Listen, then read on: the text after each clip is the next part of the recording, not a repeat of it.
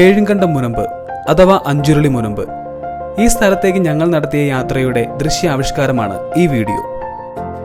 കട്ടപ്പന കുട്ടിക്കാനം ദേശീയപാതയിൽ 6 കിലോമീറ്റർ സഞ്ചരിച്ചാൽ കാഞ്ചിയാർ പള്ളിക്കവലയിലെത്തും. അവിടെ നിന്നും ഏകദേശം 3 കിലോമീറ്റർ സഞ്ചരിച്ചാൽ പേഴുങ്കണ്ടം എന്ന സ്ഥലത്തെത്തും. ഇവിടെ വണ്ടി പാർക്ക് ചെയ്തതിനു ശേഷം ഏകദേശം 1.5 കിലോമീറ്റർ ദൂരം വരുന്ന ചെറിയ തേക്കിൻകൂപ്പുള്ള വനത്തിലൂടെയാണ് ഞങ്ങൾ ഇവിടെ എത്തിയത്.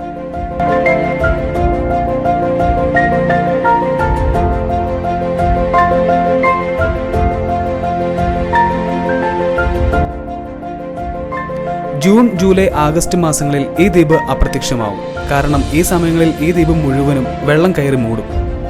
അതുകൊണ്ട് തന്നെ ഒരു ആഗസ്റ്റ്, സെപ്റ്റംബർ മാസമാണ് ഈ ദ്വീപ് മുഴുവനായും പ്രത്യക്ഷപ്പെടുക.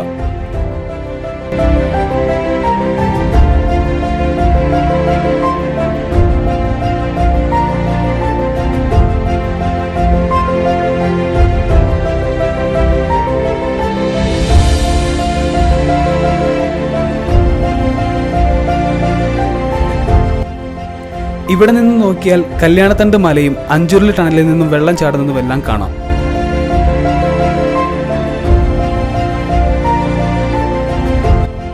കാഴ്ചയിൽ അതീവ സുന്ദരിയായ അഞ്ചുരുളി തടാകത്തിൽ കുളിക്കുന്നതെല്ലാം വൻ അപകടങ്ങൾ ക്ഷണിച്ചു വരുത്തിയ ചരിത്രവുമുണ്ട്. അതിനാൽ തന്നെ ഇവിടെ വന്ന് കുളിക്കുന്നതെല്ലാം കഴിവതും ഒഴിവാക്കുന്നതാണ് നല്ലത്. സുഹൃത്തുക്കൾക്കൊപ്പം ട്രെക്കിങ്ങിന് പറ്റിയ സ്ഥലമാണ് അഞ്ചുരുളി വനം. എന്നാൽ ഇവിടെ വരുന്നവർ ദയവായി പ്ലാസ്റ്റിക് മാലിന്യങ്ങൾ നിക്ഷേപിക്കാതിരിക്കാൻ ശ്രമിക്കുക.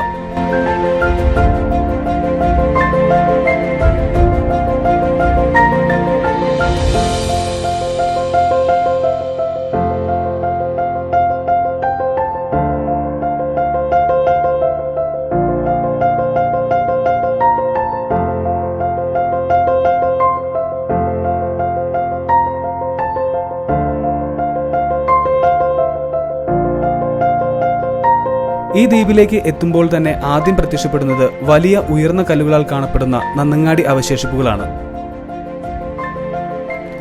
ആയിരക്കണക്കിന് വർഷങ്ങൾക്ക് മുൻപ് മനുഷ്യരെ സംസ്കരിച്ച ശേഷം നാട്ടിയ ഓർമ്മക്കല്ലുകളാണ് ഇവ.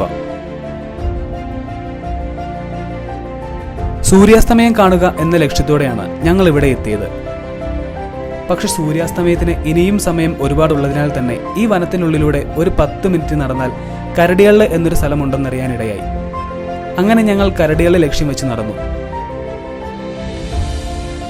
നിലവിൽ വെള്ളം ഇറങ്ങിക്കിടക്കുന്നതിനാൽ ഇവിടെ ഡയമണ്ട് ആകൃതിയിലുള്ള ഒരു പാറ കാണാനിടയായി.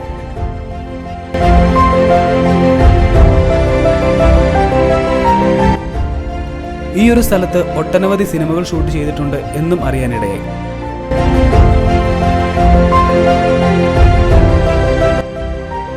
കരടിയള്ളിനെയും ഗുഹയെയും പറ്റി രസകരമായ ഒരുപാട് കാര്യങ്ങൾ പറയാനുള്ളതിനാൽ തന്നെ അത് മറ്റൊരു വീഡിയോയിൽ ഉൾപ്പെടുത്താമെന്ന് കരുതി.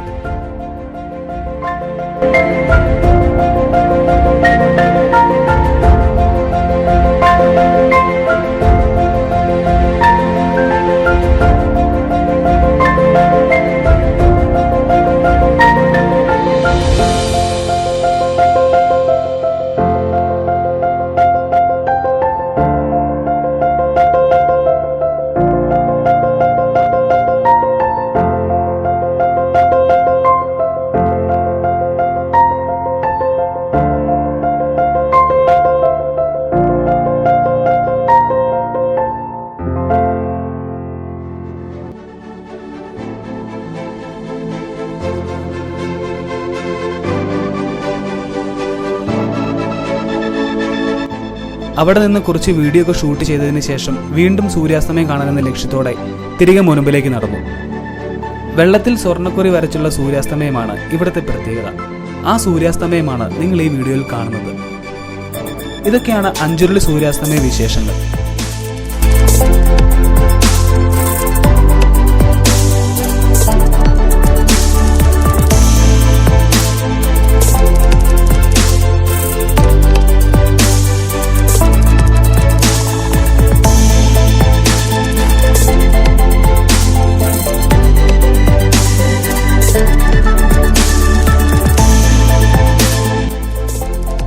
ഞങ്ങളെ ഈ ഒരു അഞ്ചുരുളി മുനമ്പിലേക്ക് എത്തിക്കാൻ മതിയായ നിർദ്ദേശങ്ങളും സഹായവും എല്ലാം ചെയ്തു തന്നത് എൻ്റെ പ്രിയ സുഹൃത്തായ ടിബിൻ കൂട്ടാട്ടാണ്.